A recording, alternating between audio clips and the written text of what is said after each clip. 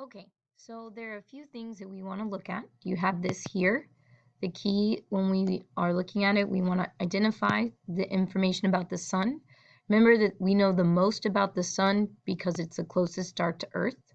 So we want to make sure we see that it's got a temperature of 6,500 degrees, a luminosity of 1, and we're going to talk about where it's going to be 0 on a diagram.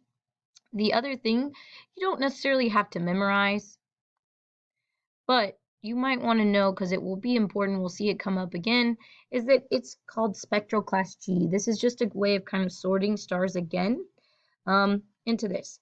So every time we see an HR diagram, which is this graph below, we're always going to want to start by splitting it into 4 quadrants. And we use the sun as kind of our 0, 0, just like you do in math class. So I'm going to always place the sun on my diagram. That's why I have this up here. And then when I do that, I'm going to make sure that I create my quadrants based around where my sun. So my sun is about 6,000 degrees. And in this case, because this is the only time we have a 0, I'm going to make it 6,000 degrees, 6,500. So I look down here at temperature. I know it told me spectral class G. And in this case, because I have 0, I'm going to put my star there. So we're going to represent the sun as a yellow dot because the sun is yellow. And then I'm going to start making my quadrants. Okay, so I'm going to split this into 4 quadrants going down. And then I'm going to go across. So when we split into 4 quadrants, each quadrant is based on how does it compare to the sun. And these are the quadrants up here. Dimmer and hotter, meaning less bright and hotter than the sun. Dimmer and cooler, less bright but cooler than the sun. Brighter and hotter than the sun, and brighter than cooler. So what we're looking here, we want to make sure that we see the temperature is going to be on this bottom axis, and magnitude. Another way of saying magnitude is brightness.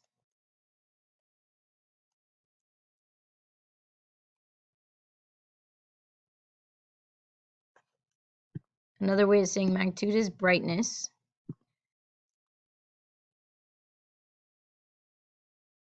Okay, usually it'll be brightness or luminosity, but when I look over here, I see negative numbers, positive numbers, 0 in the middle. So one thing, I always want to look at my scale, so I know that anything in negative usually to me makes me think that's dim, versus in a positive, it's going to be bright. Whenever we look at temperature, we got to remember the temperature will always be flipped. I have bigger numbers over here, so this will be hot stars, and this will be cool stars. It's still 2,400 degrees, but they're cool in terms of being a star. So now I'm going to start with my labels for each quadrant. Okay, so when I look at this, here's my sun. So I'm going to start with this quadrant right here.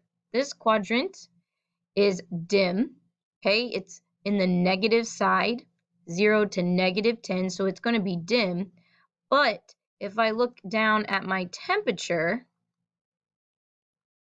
it is above higher temperature than the sun. So anything in this area is going to be dimmer and hotter than the sun. Okay, now if I go around in this area, still hotter because there's my sun. I'm getting increasing numbers, but at this time it's in the positive section. It's 0 to positive 10 or positive 20. So this is actually going to be brighter and hotter than our sun. Okay, now I'm going to look over in this small little quadrant. It's very small, but still we should know. Here's our sun. So everything over here has a lower temperature, meaning it's cooler. Okay, and it's 0 to 10 in terms of being brightness. So this is actually a star that would be dimmer and cooler than our sun. Now our last section is this section right here. And It is cooler than our sun at 6,500 degrees. This goes down to 2,400, but it's in the positive section of our graph, 0 to 10, 0 to 20. So these stars right here will be brighter and cooler than our sun. So we always compare it back to